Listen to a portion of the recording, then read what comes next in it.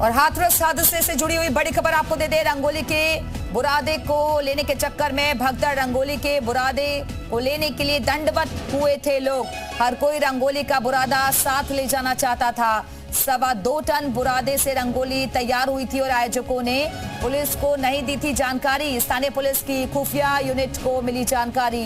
बाबा साकार के हर सत्संग में बनाई जाती थी रंगोली।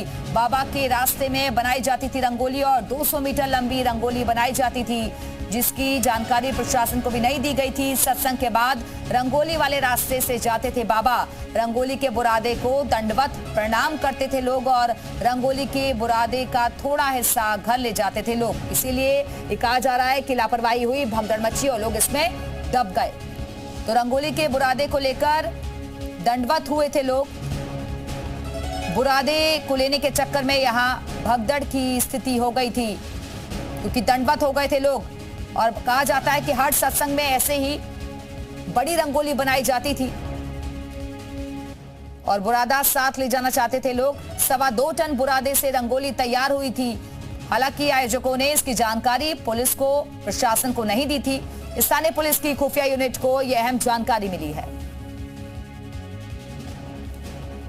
और हमारे साथ हमारे सहयोगी विशाल रघुवंशी लगातार बने हुए हैं। विशाल, एक और जानकारी हाथ लगी है कि रंगोली के चक्कर में यहां भगदड़ मची और हर सत्संग में ऐसे ही होता था। रंगोली तैयार होती थी और बाद में उसके बुरादे को लेने के लिए होड़ मचती थी। देखिए, बिल्कुल ये जो एक जानकारी एलआईयू की तरफ से जो है दी गई है टीम को, जांच टीम को, उसमें इस बात का जिक्र किया गया है कि जो रंगोली का बुरादा था उसको जो है लेने के लिए भी जो है होड़ मची थी। चूंकि रंगोली के बुरादा के लिए बाकायदा वहां पर तैयारी की गई थी इसके। और सबसे महत्वपूर्ण बात है कि आयोजकों ने इसकी जानकारी प्रशासन को नहीं दी थी कि ये रंगोली का बुरादा जो है तैयार किया जा रहा है और इसी से होकर जो है बाबा गुजरेगा। उसके बाद प्रसाद स्वरूप जो है तमाम भक्तों को ये रंगोली का बुरादा दिया जाएगा। ऐसे में जो धूल की बात तो हो ही रही है, लेकिन इसके साथ ये बुरादा जो है कुछ खास मौकों पर दिया जाता है। तो ऐसे में ये अब इस बुरादे की मान्यता बाबा के भक्तों में है कि इस बुरादे को घर ले जाने पर तमाम बीमारी से दूर हो जाएंगे, भूत प्रेत नहीं आएंगे और तमाम जो विपदाएं हैं वो दूर हो जाएंगी। इस तरह का जिक्र जो है वो भक्त अब करते हैं। तो ये तमाम ऐसी चीज़ें थी जिनकी जानकारी जो है आयोजकों को दी जानी थी, लेकिन आयोजकों ने ये जानकारी प्रशासन को नहीं दी। और बुरादा का जो रूट था और जहाँ पे बुरादा रखा गया था और जिधर से बाबा गुजरना था वो सब प्रक्रिया तो की गई और तमाम जो लोग थे वो बुरादे की तरफ भी जो है दौड़े कि बुरादा जो है प्रसाद के स्वरूप ले सकें। और इसीलिए शायद ये कह सकते हैं कि जो रंगोली का बुरादा था ये भी एक बड़ा कारण जो है वो बना इतनी बड़ी घटना के। और फिलहाल एक बड़ी लापरवाही जो है दिखाई पड़ी। इसके साथ साथ आयोजकों की जो है ये कह सकते हैं कि एक बड़ी जो है नासमझी कह सकते हैं या साजिश थी कि इतनी बड़ी इतना बड़ा आयोजन था, इतनी बड़ी रंगोली तैयार की जा रही थी, इसकी जानकारी जो है एलआईयू को क्यों नहीं दी गई, प्रशासन को क्यों नहीं दी गई, इसकी परमिशन क्यों नहीं ली गई। तो ये सब तमाम ऐसी चीजें हैं जो जांच का पहलू बनेंगी। जी बिल्कुल विशाल, और एक के बाद एक कई खुलासे तो हो रहे हैं, लेकिन सवाल यही है कि बाबा कहाँ है। बाबा अपने आप को ये कह रहा है, बार बार बचाने की कोशिश कर रहा है। वो कह रहा है कि जब मैं यहाँ से चला गया तब ये भगदड़ मची, लेकिन सवाल यही है कि बाबा कहाँ है।